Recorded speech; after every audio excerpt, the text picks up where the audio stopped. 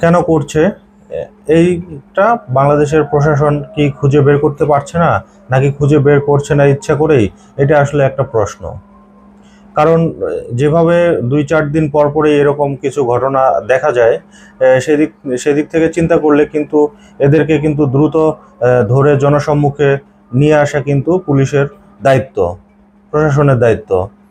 তো এরকম ঘটনাগুলো কিন্তু যতই দিন দিন ঘটতেছে, সেই ক্ষেত্রে কিন্তু আমরা শুধু ঘটনাই দেখতেছি, কিন্তু ঘটনার সঙ্গে কারা জড়িত তাদেরকে কিন্তু জনসম্মুখে আমরা দেখতেছি না।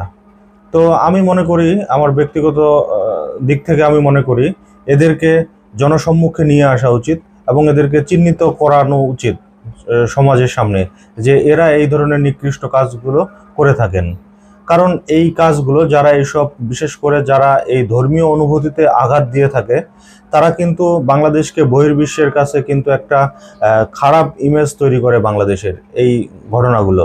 তো আমরা চাই না যে এইসব ঘটনা বাংলাদেশে ঘটুক, কারণ দিন শেষে কিন্তু হিন্দু, মুসলিম, বৌদ্ধ, খ্রিস্টান, দিন শেষে আমরা সবাই কিন্তু বাঙালি। তো আমরা চাই যে এই ধরনের ঘটনাগুলোকে জনসম্মুখে নিয়ে এসে এবং এদের আহ, কঠোর শাস্তি এদেরকে প্রদান করা হোক। তো দর্শক, এরকম একটা ঘটনা ঘটেছে কিন্তু ফরিদপুরে। গত 15 তারিখে ফরিদপুরে প্রতিমা, সেখানে ফরিদপুরে একটা মন্দিরে বেশ কিছু প্রতিমার ফলক ভাঙা হয়। তো এই কাজটা কারা করেছে, তখন পর্যন্ত কিন্তু প্রশাসন এটা নিয়ে নিশ্চুপ ছিল এবং কাউকে কিন্তু ধরতে পারেনি। তো অবশেষে আজকে আহ, প্রশাসনের পক্ষ থেকে একটা ব্রিফিং করা হয়েছে যে এই প্রতিমা ভাঙাকে কেন্দ্র করে একজন ব্যক্তিকে আটক করা হয়েছে। সব থেকে মজার ব্যাপার হচ্ছে, এই ব্যক্তি কিন্তু ভারতীয় নাগরিক। তো এটা নিয়ে একটা নিউজ করেছেন ঢাকা টাইমস। ঢাকা টাইমসের নিউজে বলা হয়েছে, ফরিদপুর জেলার ভাঙা বাজারে হরি মন্দির ও কালী মন্দিরে নির্মিতব্য প্রতিমা ভাঙচুরের অভিযোগে সন্দেহভাজন একজনকে গ্রেপ্তার করেছে পুলিশ। গ্রেপ্তার গ্রেপ্তারকৃত ব্যক্তির নাম হচ্ছে সঞ্জন বিশ্বাস, যিনি ভারতীয় নাগরিক। সোমবার ফরিদপুর জেলা সুপার এসপি আব্দুল জলিল স্বাক্ষরিত এক সংবাদ বিজ্ঞপ্তিতে এই তথ্য জানিয়েছে পুলিশ।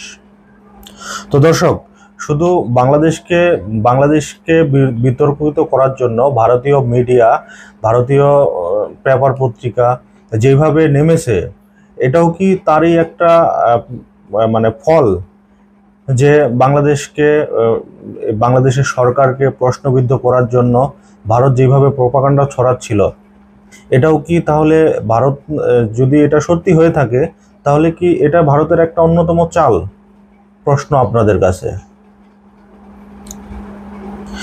তবে এই বিজ্ঞপ্তিতে আরো বলা হয়েছে, গত শনিবার রাতে ফরিদপুর ভাঙা বাজারস্থ হরি মন্দির ও কালী মন্দির নির্মিতব্য প্রতিমাকে কে বা কারা ভাঙচুর করেছে এমন খবর রবিবার সকালে ঘটনাস্থল পরিদর্শন করেন ফরিদপুর জেলা সুপার। পরিদর্শনকালে তিনি দেখতে পান হরি মন্দিরের কয়েকটি প্রতিমার ভাঙা অংশ।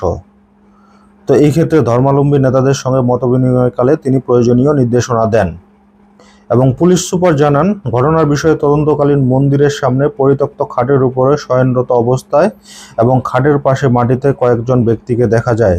তাদের জিজ্ঞাসাবাদে একজন স্থানীয় পরিচিত পরিচিত বলে শনাক্ত করেন। আরেকজন ব্যক্তির নাম পরিচয় জিজ্ঞাসা করলে তার নাম পরিচয় না জানলেও তার উপর সন্দেহ হয় তাকে থানায় এনে নিবিড় জিজ্ঞাসাকালে বাংলা এবং একবার হিন্দি ভাষায় কথা বলেন। জিজ্ঞাসাবাদে তিনি বলেন, তার নাম সঞ্জিত বিশ্বাস, পিতা নিশিকান্ত বিশ্বাস, সাং নদিয়া, এবং তিনি ভারতীয় নাগরিক। এই হচ্ছে দর্শক এই প্রতিমা ভাঙার অন্যতম একটা নিউজ। তো আমরা চাই, এই বাংলাদেশকে যারা উস্কানি দিচ্ছে, যারা বাংলাদেশের এই ধর্মীয় অনুভূতিতে আঘাত দিচ্ছে, এই সমস্ত ব্যক্তিদের দ্রুত আইনের আওতায় আনা হোক এবং এদের কঠোর থেকে কঠোরতম শাস্তি প্রদান করা হোক। কারণ এদের শাস্তিগুলো হওয়া উচিত জনসম্মুখে, যাতে ভবিষ্যতে এই ধরনের কাজ কেউ করার সাহস না পায়। কারণ বাংলাদেশিরা কিন্তু কোনো সাম্প্রদায়িকতা বা উস্কানি এইসব জিনিসে বাংলাদেশিরা কখনোই জড়িত হতে পারে না। আছে যে এর মধ্যে বেশ কিছু এরকম কর্মকাণ্ড যেগুলো হচ্ছে পলিটিক্যাল কারণে অনেক সময় হয়ে থাকে। বিশেষ করে অনেক পলিটিক্যাল দল তাদের স্বার্থ হাসিলের জন্য কিন্তু এই সমস্ত কাজগুলো করে থাকেন। তো দর্শক, যারা এইসব কাজ করছে তাদেরকে ধরতে পারলে সরাসরি পুলিশের কাছে দিয়ে দিন এবং তাদের যোগ্যতম শাস্তি নিশ্চিত করার জন্য পুলিশ প্রশাসনকে আহ্বান জানাচ্ছি। তো দর্শক, এই চ্যানেলটি সাবস্ক্রাইব করে আমাদের সাথে থাকুন। ধন্যবাদ।